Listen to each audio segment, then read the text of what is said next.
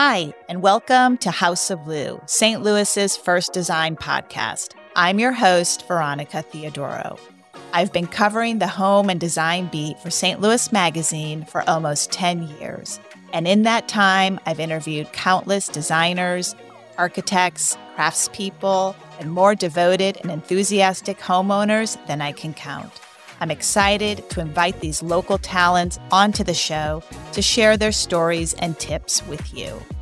We're also going to distill national design trends for the local market and talk to designers about how you can create a home that feels good to you. I'll also be sure to keep you updated on local events because there's so much to do in St. Louis if you know where to look. In this episode of House of Lou, we're talking to interior designer Annie Brahler. I think that appreciation and not putting too much importance on things. They're not to be saved for another day. This is my philosophy anyway, that things are, put on this earth to enjoy, but they don't mean anything. You may recognize Annie from her company, Eurotrash, which she established in the mid-90s as an import business with a focus on fine European vintage and antiques. If you're curious to see her work, log on to stlmag.com to take a look at her Webster Groves cottage, which we photographed and wrote about for our September issue. But before we get to our conversation with Annie, I want to share some news about an incredible exhibit that's going on right now at the Pulitzer. If you love St. Louis architecture, this is one you won't want to miss. There's so much happening in St. Louis if you just know where to look. This episode of House of Lou is sponsored by Mosby Building Arts. Annie, welcome to the podcast. It's so great to have you here. You look wonderful, as always. Thank you, Veronica. I'm so glad to be here. I'd love to start with you talking a little bit about your early influences, especially your love for vintage wares and antiques. How did that develop? I was the first one born in the States. My parents are Dutch. They immigrated here. And I wanted to know more about where I was from. Even though we would travel back all the time, my parents were kind of hell-bent on assimilating into American life. And maybe that's my little bit of rebellion where I was like hungry for that other information. Even though at home we lived very much a Dutch life, completely different from my neighbors. All their houses looked the same. Like it was just in different arrangements. Everything came from the same furniture store and their china was used on Thanksgiving only and things like that. We just didn't live that way. And it was more about our culture is about like more celebrating everyday life and using your things. And I think that appreciation and not putting too much importance on things.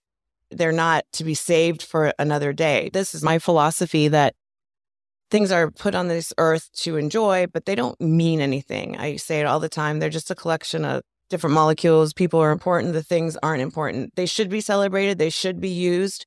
They should be enjoyed. But after that, it's not important. I recognize what you're saying because I do think that a lot of people are afraid to use their beautiful china or the crystal that they inherited from their grandparents, for example. So I'm curious, do you have a hard time convincing clients to embrace antiques, to pull out the heritage linens, for example, to use on their holiday tables? Yes, in the beginning I do. When it finally clicks, it's like I've let them off their chain and they give themselves permission because I don't want to put that on them. And there are certain things, of course, that they want to keep safe because it's like a strong sentiment. But when you're talking about china, when you're talking about a dining room table, for instance, that somebody's kept covered, and I say, why? Because, well, I don't want to ruin it. Why? Because it's such a beautiful finish. And if I take the cover off, something might happen to it. Right. When are you going to take the cover off? When are you going to see it? When are you going to enjoy it? Especially in America, we have that fear of something's going to happen to it. We better take care of it and we better not use it. And once they give themselves permission, I don't want to force them to do it. But once they give themselves permission, it's like this light bulb goes off and you can just see them enjoying it. And I'll get text messages of like a table set for, a Saturday night and it's their whatever that they hadn't used in forever. Because it's also crazy to me. There's a lot of clients, they think, I need all new whatever. And you start going through their things, and you're like, oh my gosh. It's like cleaning out your own closet. You think, I have anything to wear. And then your best friend comes over and she's like, oh girl, check this out. Yeah. It's kind of the same thing. And it just gives you permission to use the things you already have. And when you thought, well, those don't go together, I didn't buy those together or something, and you're busy and you don't think about it, and you know. I do think that it's a completely different way of looking at design to actually shop your house, right? In a way, before you even step outside your door. That's actually one of my big things that I love to do. In fact, I'll often shop my in-laws' home. I love it. So when you are out shopping, and perhaps you're with a client, I'm sure you shop with your clients in some cases. Very few. Very few. Okay, that's interesting. Yeah. And so they just want you to go out shopping for them, and then you bring them back photos or tear sheets. At this point in my career, I give my clients, we go through like a long process of getting to know each other. And then if we want to work together, I give them sort of a look and feel inspiration board. And I always say I have one talent, and that's reading what my client wants, like deep in their heart and soul. And you look at my work and there's not a lot of common threads because it's about the client. It's not about me at all. And so that's my job, is to pull it out, even if they're fearful of that thing. But I can see when they light up. I just can see they want to go there, but they're like, oh, do I deserve that? Or would this person think this? What? I don't know. So I try to pull that out, and I give them that inspiration, and then I go and do my thing. A lot of my clients don't see anything until the final install. A lot of them, they enjoy the process and they feel comfortable with it. But I'm also taking that anxiety away of if they, you're putting something foreign in front of them and saying, do you like this one or this one? And they're like, oh God, that's, intimidating. Right. It's hard. It'd be like somebody putting a piece of equipment that I didn't understand in front of me. I try to alleviate that and show them the whole picture. And the other analogy I always use is this: it's like an outfit. You don't walk out with your socks on and a shirt and say, oh, do you like my outfit? Well, it's not all together yet.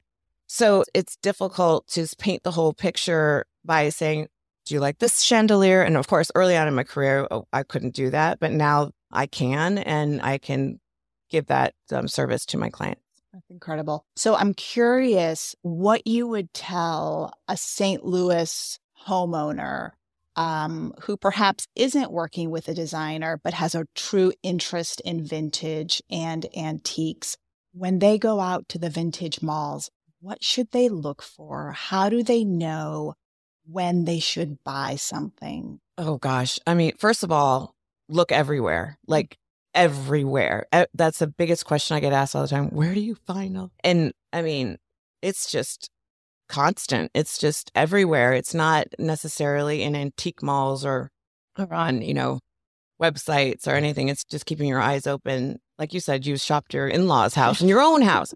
But I think the hardest thing and the big hurdle people have to get over is, again, giving themselves permission. If something just trips your trigger and you love it for whatever reason, I don't care what it is. If it does something for you, it speaks to you in some way, then it's probably a good thing. You should probably explore that. I think the biggest mistake people make is thinking that they should collect something because it's hot right now or their neighbors collect the fitting in thing. I don't like that. I want people to be who they are. That's probably the biggest piece of advice I can give is when you go out there and you're looking for something, just put away all the things that you think you need or should have, because this is supposed to be fun, especially the vintage and all that. It's supposed to give you some joy in your life, not anything else. Absolutely. How would you encourage people to find out who they are in terms of their design choices? Are you looking through magazines, online? Yeah, I think that's a fine line, because the other thing that can happen, especially with nowadays with TikTok and Instagram and everything, I see clients like pushed in one direction, again, with the fitting in thing and thinking, okay, this is what we're doing now. We have to have XYZ. So that's dangerous. But at the same time, looking at magazines, looking at websites or whatever, I think that is very important. But also doing the research and not just looking at the pictures, doing the research, finding out like how things were made, where they came from. Does that part speak to you? Does the provenance of something, even if it's not some storied, important Designer provenance? or No, something, it's right. just, does that speak to you? Does that do something for you? And delve into that more. And you can probably find your passion there, but just avoid looking at pictures and then thinking, okay, I'm going to cookie cutter this. And especially, again, with algorithms and all that, if you look on something too long, suddenly your little feed thing is filled with the same thing. And you might think, oh, I should be doing this now, Right. And I think that vintage and antiques, it's just fun. Mhm. It's so exploratory and it's such a discovery process. Turning to the idea of sustainability, do you think that people are discovering vintage and antiques as we as a society begin to think a little bit more about the stewardship of our environment and sustainability, the importance of sustainability? I really, really hope so, because I have been singing that song for years and years. And I really get still to this day some quizzical looks, especially I work a lot in Austin. I split my offices there and in St. Louis. And I think a lot of people who think sustainable building materials are still thinking new building materials made out of whatever. They are not thinking about using reclaimed building materials from existing buildings. They are not thinking reclaimed furnishings. They are thinking new things that are made to be sustainable, and it's missing the point. And if there's something I could really drive home is like vintage, antique, bringing that into your space, whether in building materials and all of your furnishings, your dinnerware, all of it. That is sustainability. That's like the best you can do, sustainability wise. You're not throwing those things away. They're not going to a landfill. They're finding another life. I think it's important also for people to realize that you don't have to decorate an entire room with antiques or with vintage. We're talking about adding personality and unique touches to a room through vintage. Yes.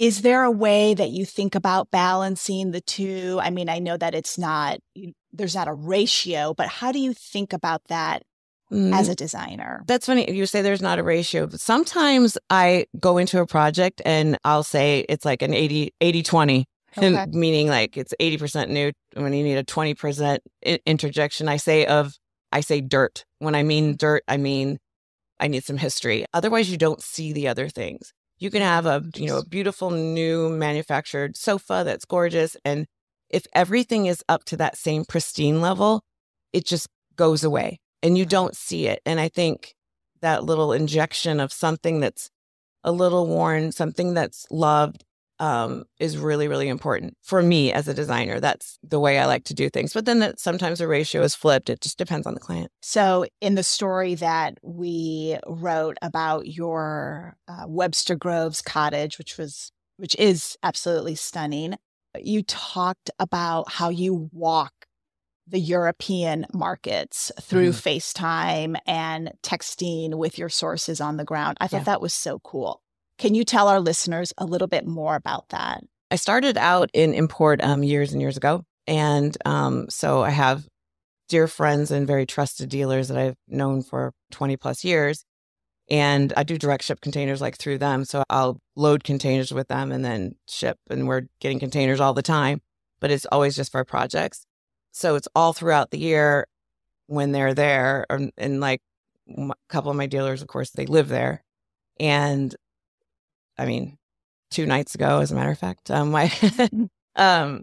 there's little markets and street things that pop up, and they're in the middle of the night for us. And so we'll be, she'll say like this one I'm talking about, Janet, was like, there's market and I know so-and-so is going to be there and so-and-so is bringing this from wherever. And I think you got to see it. So I'll get up at 3 a.m. and get on FaceTime with her, or like we just start texting and getting sizes and everything. And because we have to make fast decisions in real time, especially in those kind of little markets and little pop-up, boot sales and garage sales and all that kind of business. So it's kind of around the clock. I have my phone on all the time, and there's certain people that I have so that it rings or so it will wake me up because I know it's important, Oh, I love that. I love that.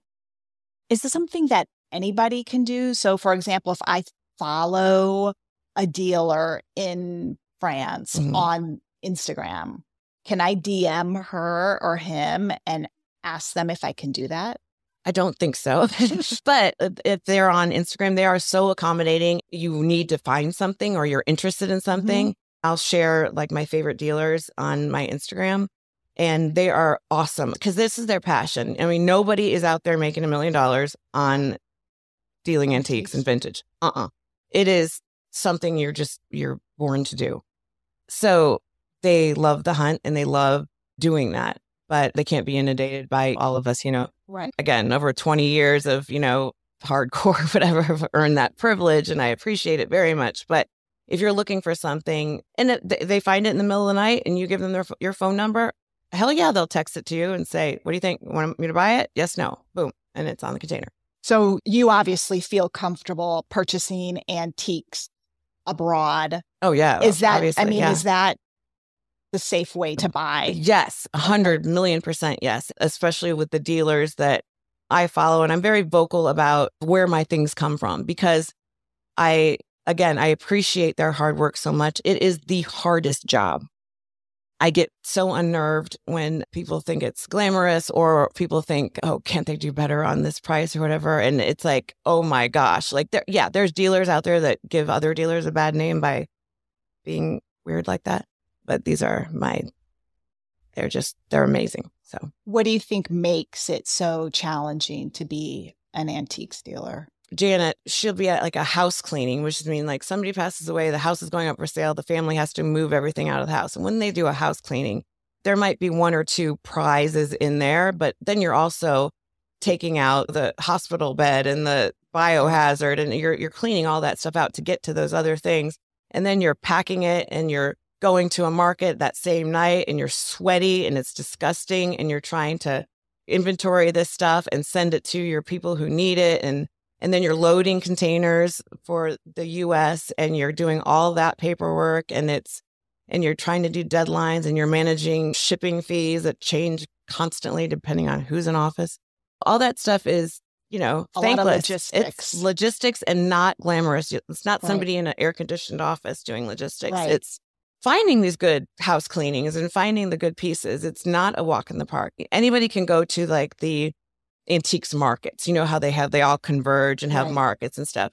And we do it too, but because sometimes you need to do that. But these hardcore dealers are the ones before that. They're going to these actual houses and doing the cleanings in back alleys and doing that hard work that ends up at these fancy antique shows and things like that. Who knew, right? Yeah. I think we all have All comes from somewhere. We have this impression of who an antique dealer is. And until you start to scratch the surface, you don't realize all the work that goes into it's an incredible amount of work bringing those antiques to market.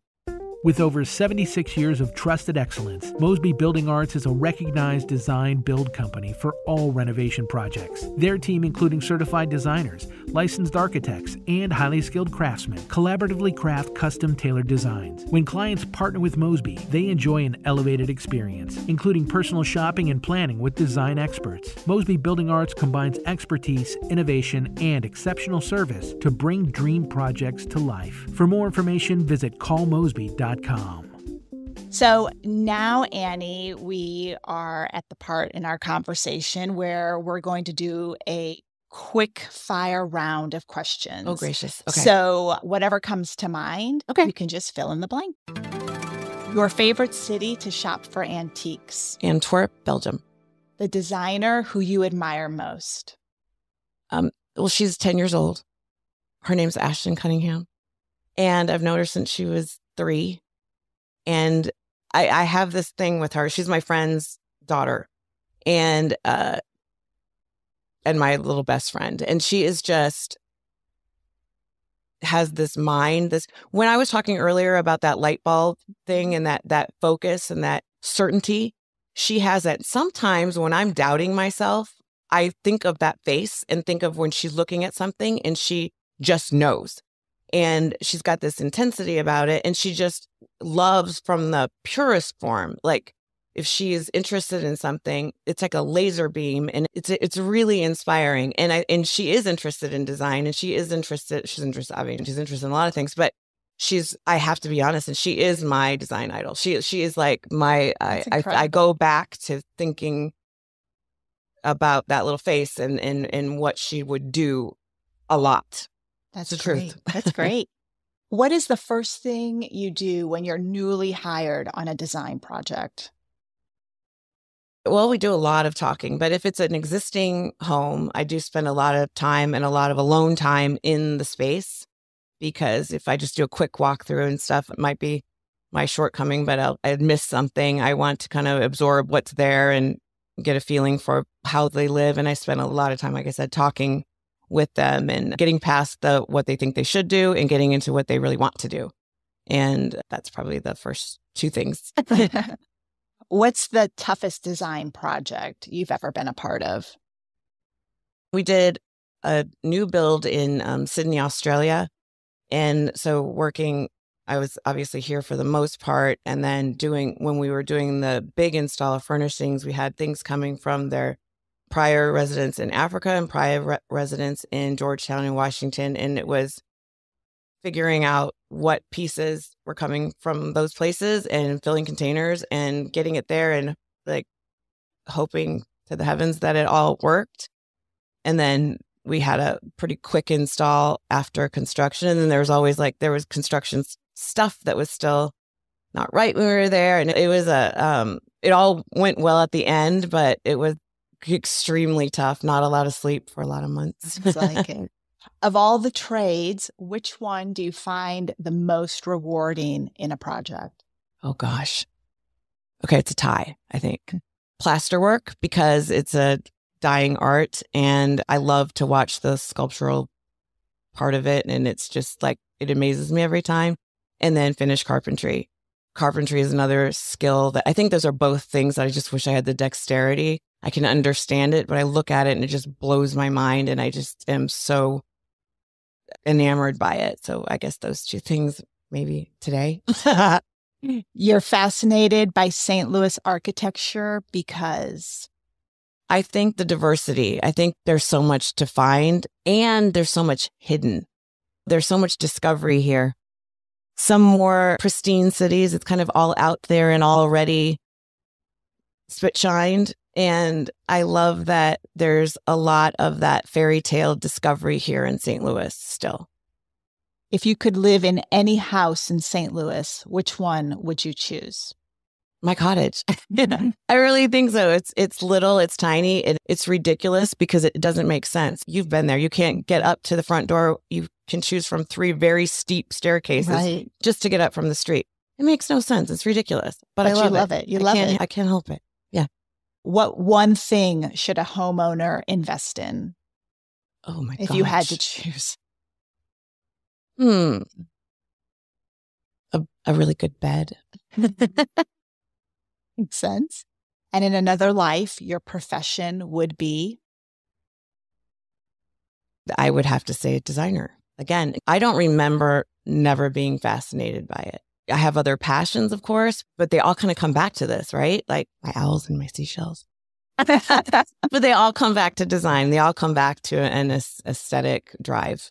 So, yeah. Oh, great. Annie, thank you so much for joining us today. Thank you. I could talk to you all day. Thanks, Annie. I just love that conversation with her. Every time I'm with her, I feel like I learned something new.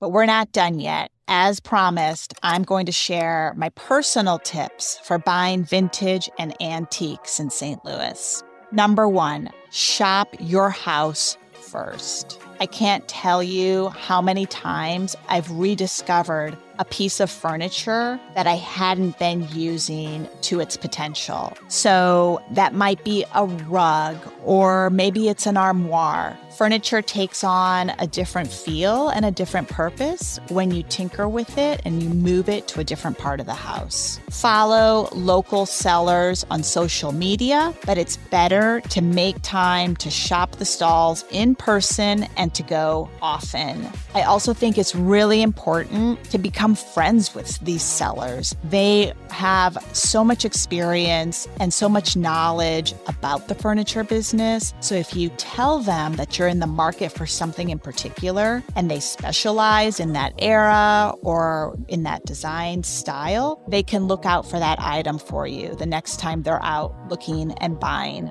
for their inventory. And thirdly, carry a tape measure with you. Put it in your handbag, keep it in your car, and know the dimensions of the rooms that you're working on. I can't tell you how many times I've made that mistake. I go into a store, I love, let's say, a pair of chairs, but I have no idea if they're going to fit my space. So do yourself a favor and carry all that information, maybe in your notes, in your phone. You can write down the dimensions in there and then just stick a tape measure in your car. I hope you can use some of these tips the next time you head out to the malls. Thanks for joining us today on our first episode of the House of Lou podcast. Don't forget to check out our show notes for links to the stories and the resources that we talked about today. I'd love it if you'd subscribe to my newsletter, and you can do that by going on to stlmag.com/newsletters. And don't forget to follow us on Instagram.